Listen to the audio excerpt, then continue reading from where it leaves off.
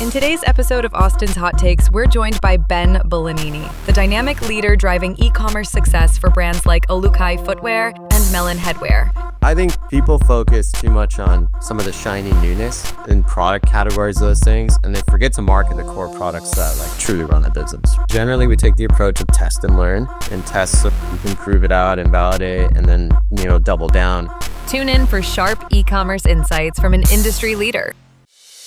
All right, so everybody, welcome to Austin Hot Takes. Got a special guest, Ben, heads up e-commerce for a bunch of brands. So Ben, maybe you talk a little about your unique role. Yeah. First, thanks for having me. Like, I'm literally stoked to be on Hot Takes. I think it's like the next new thing, right? It's a breakout category here. So stoked to be on. But no, I lead up all things e-com for a number of brands in a portfolio, mainly OluKai footwear, Melin headwear, Roark, like an adventure lifestyle apparel brand, Kane and eyewear, and Amble golf apparel. So yeah, a large team involved, but leading up all things e-com.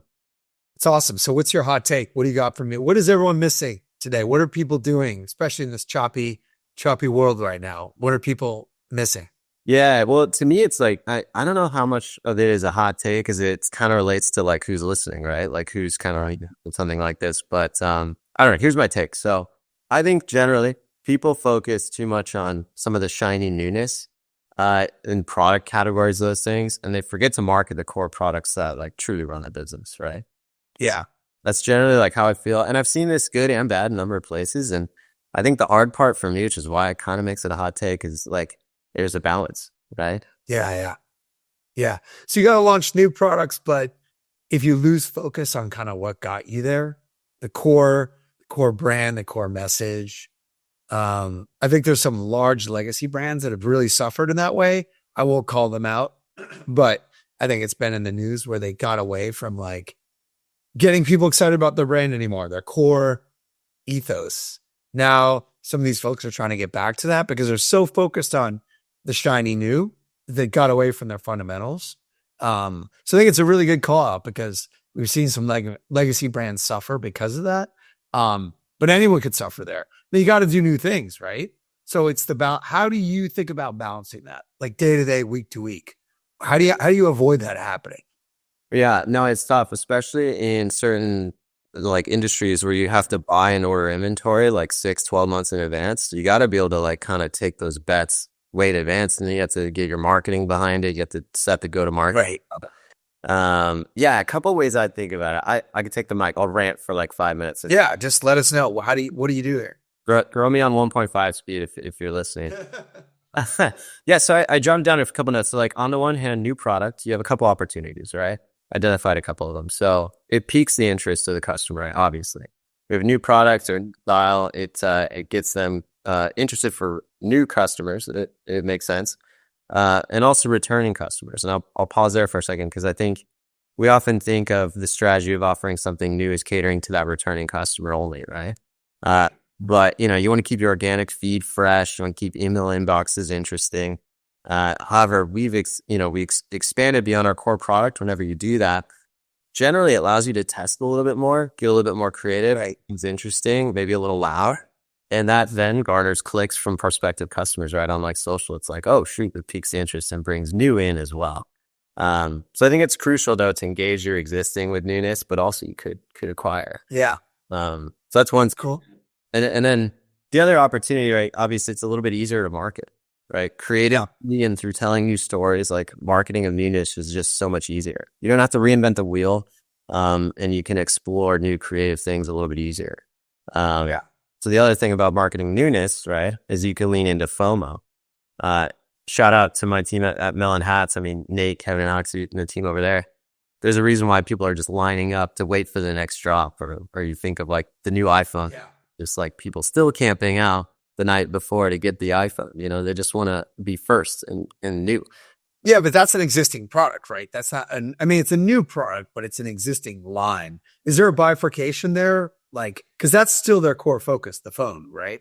So it's a new product, but it's their core thing. Are you talking about more new in sense of like something outside of the core, like Apple launching something completely new? Do you know what I'm saying? Yeah. I'm just trying to understand what you mean. Yeah, it's a good nuance. Like a new color to an already proven style has a greater likelihood of success. So at times, like if you explore something that it's like not like it's adjacent, but not like a 2.0. I think something to be said about that. I think when you go to explore like a net new category, it's definitely challenging. You run into all the challenges, right? One being it's like super risky. You go to order inventory and you take a big bet behind something that's like way unproven. And for whatever reason, the launch just falls flat. Well, now you're stuck on a ton of inventory. Yeah, real. On the other hand, you take a super conservative approach at buying. You're safe on an inventory perspective, but then you put all these creative resources behind a go-to-market and it's tier 1 execution, and it sells out in 2 days. Yeah. Then you go to rebuy it 3 or 6 months later, and it just doesn't hit the same, and now you're out of season or whatever. So now you're stuck on the inventory again. So that's your kind of point, your hot take around people focus too much on like, how do we slightly innovate on our existing hero products to make them feel fresh and new? You can order a lot of inventory, you can move it, versus like constantly experimenting with brand new categories. That's what you're talking about, is like, that's where the unfocus happens, or the lack of focus happens. Right? Yeah. I mean, I generally we take the approach of test and learn, and test so you can prove it out and validate and then, double down.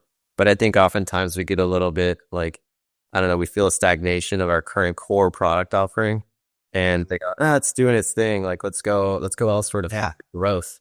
And I would say like the benefit of going like doubling down on core or carryover is it's like way less risky. You already have a proven style, and it works on acquisition too, because that's what people want. You have all these star reviews, you have SEO, you have like all the testimonial, all the content already. Like, double down on that, and invest there. So that's like, So make the core product feel fresh, basically. Find ways, like the new iPhone, right? That's their plan. Like, and their challenge, right? How do they innovate? How do they create real innovation every year? Same thing, as opposed to something totally new. Right? Yeah, exactly. And have you ever seen some of those videos that make fun of like Tim Cook for going on stage year after year after like 5 years in a row, and he goes, "It's the best one we've ever made." And it was like, okay, it's like, when you look under the hood, it's like, oh, it's just a nicer camera or whatever, right? So, well, that's the challenge they have, right? Like rate of innovation. I always say that's such a key thing, right? The rate of innovation, rate and degree, also degree. I would say that's a nuance that people don't talk about. It's just like you're innovating a lot all the time, but if it's just a little bit better, that's not as great as if it's like astronomically better. Yeah, like a big unveil or whatever, right? Like, I don't know. I think like, Tesla does a great job of coming up with like net new ideas, and then they'll do the V2s of they'll refresh a model or whatever, but they're pushing boundaries on testing net new.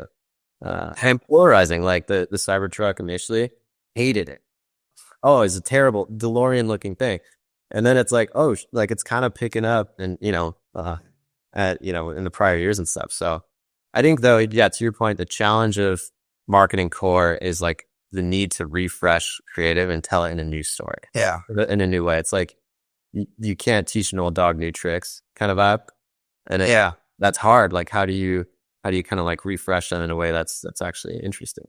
Yeah. And that dovetails into creative, right? You and I talked about that too. It's like, how fast are you innovating on creative, right? How much new creative are you generating? How interesting is it? And does it work, of course, but that's the most important thing. But what I will say is like, we looked at some of the data. So, my ecom managers at OluKai and Roark, shout out Nick and Mark if you're listening, they found that like over 70% of people that see an ad and with the product and even the color tend to buy that exact same thing. It's sort of it's like, now you are landing them straight on the PDP with the color already pre-selected, right? So there's that. But to us, it just like gauges so much more emphasis on putting effort in creative so we can drive them to the brown sandal that's back years of the black feature, and move the core business on acquisition. Well, I appreciate the shiny object syndrome call out. Anything else before we hop, we should talk about with regards to that? Yeah, one other like anecdote I had is I call it like mannequin versus milk. mannequin versus milk. So go with me. Don't worry. We're going somewhere. Like the mannequin, it's this stuff in the front window, right? It brings you into the store. And a lot of people, they want the thinking done for them. They don't want to buy the ingredients to make the meal. They want just recipes and everything. Blue Apron already sent to their door, right? A lot of people just buy what's on the mannequin. So that's like the struggle of like, swaying that influence in marketing that has that unique part. So how do you do that in a way that's like, brings them into the store maybe, but also lets them buy the black t-shirt that's not on the mannequin. So I see. Where milk comes in, this is the other part. You go to a grocery store, you always need milk, eggs, butter, right? Always need it. So where they put them, like way in the far back, right?